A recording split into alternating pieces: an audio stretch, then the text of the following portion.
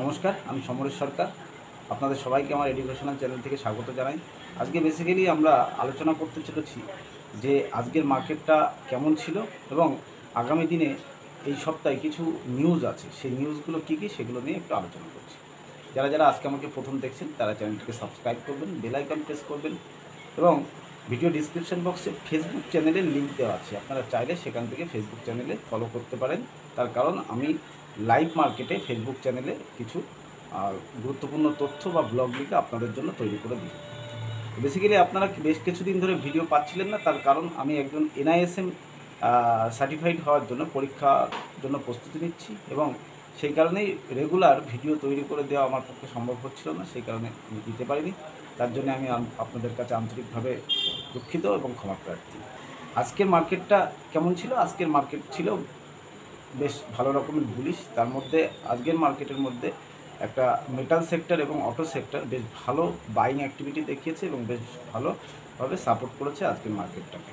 Moreover hero মোটোকর্পের আজকে একটা result ছিল, যার জন্য হিরো মোটোকর্প আজকে 5% পজিটিভ এসে বন্ধ হয়েছে, অর্থাৎ হিরো মোটোকর্প কিন্তু একটা ভালো পজিটিভিটি দেখিয়েছে। তো আগামী দিনে কী কী নিউজগুলো আছে সেগুলো নিয়ে একটু ডিসকাশন করছি। আগামীকাল 10:30টার সময় PMI ডেটা আসতে চলেছে।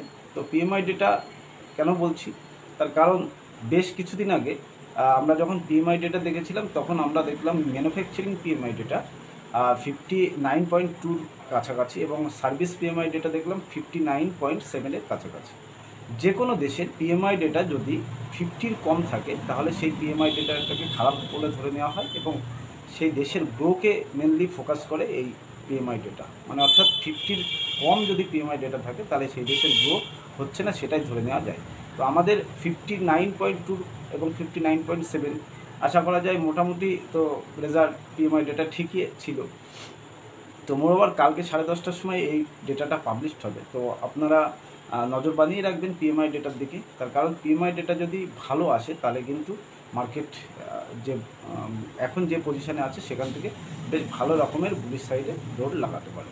তো আপনি এটা মাথায় রাখবেন এবং আমি চেষ্টা করব আগামীকাল 10:30টার সময় ডেটা অ্যানালাইজ করে আপনাদের ফেসবুক পেজে শেয়ার করতে। তো আপনারা সেখান থেকে দেখে নিতে পারবেন। তো ফেসবুক পেজের লিঙ্ক ভিডিও ডিসক্রিপশন বক্সে আছে, আপনি সেখান থেকে ফেসবুক পেজে একটা ফলো করে রাখবেন, তাহলে সবার প্রথমে আপনি দেখতে পারবেন। এর মধ্যে আছে আগামী 6 তারিখে আমাদের RBI পলিসি আছে, অর্থাৎ RBI যে পলিসি সেখানে অনেক ব্যাংকিং সেক্টরগুলো একটু তাকিয়ে থাকবেন অবশ্যই।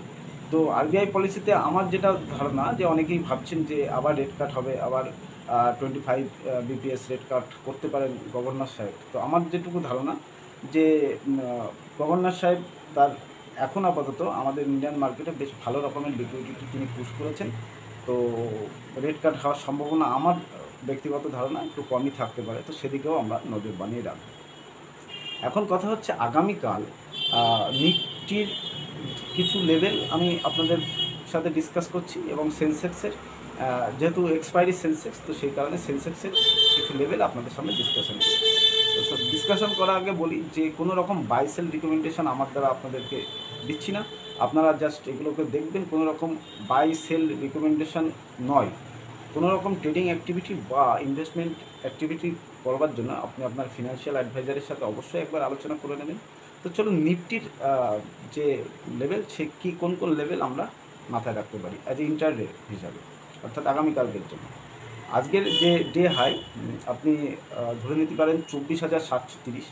24,730-এর ওপরে মার্কেট যদি 15 মিনিট সাস্টেন করে তাহলে আপনি বাই অন ডিপে যেতে পারেন। টার্গেট থাকবে 24,800 এবং 24,850। নিচের দিকে কখন আপনি নিচের দিকে প্ল্যান করবেন? নিচের দিকে প্ল্যান করতে পারেন 24,680-র নিচে। 24,680-র নিচে মার্কেট 15 মিনিট সাস্টেন করবে, দেন আপনি সেল অ্যান্ড রাইজে যেতে পারেন। প্রথম টার্গেট থাকবে 24,600, সেকেন্ড টার্গেট থাকবে 24,550। নয় ক্লিয়ার? এবার যদি সেন্সেক্সের দিকে যাওয়া যায়, সেন্সেক্সে আমি যখন অ্যানালাইসিস করছিলাম তখন দেখলাম একদম মানির পুট এবং কলে বেশ ভালো রকমের প্রিমিয়াম এখনও বাকি আছে, অর্থাৎ কালকে সেন্সেক্সের কিন্তু মোমেন্টাম থাকতে পারে। কোন কোন লেভেল মাথায় রাখতে হবে? লেভেল মাথায় রাখতে হবে 81,070-এর উপরে বুলিশ ভিউ রাখা যায়। প্রথম টার্গেট হবে 81,300, সেকেন্ড টার্গেট হবে 81,500। নিচের দিকে ডাউন সাইড প্ল্যান কখন করা যায়? নিচের দিকে ডাউন সাইড প্ল্যান করা যায় 80,930। 80,930-এর নিচে যদি মার্কেট সাস্টেন করে, যেহেতু সেন্সেক্স একদম খুব স্ট্রিক্টলি দেখা উচিত, 80,900 নিচে যদি 930-এর নিচে যদি সেন্সেক্স ট্রেড করতে থাকে, তাহলে প্রথম টার্গেট হবে 80,700, সেকেন্ড টার্গেট হবে 80,500। এই চারটে লেভেল আপনারা দেখতে পারেন শুধুমাত্র এডুকেশনাল পারপাস, কোনো রকম বাই সেল রিকমেন্ডেশন নেই। তবে কোনো রকম বাইং সেলিং অ্যাক্টিভিটি করবার আগে আপনার ফিনান্সিয়াল অ্যাডভাইজারের সাথে কথা বলবেন। সবাই ভালো থাকবেন, শুভরাত্রি সবাইকে, বাবাই। আর কোনো রকম আপডেট হলে অবশ্যই ফেসবুক পেজে জানিয়ে দেবেন। সবাই ভালো থাকবেন।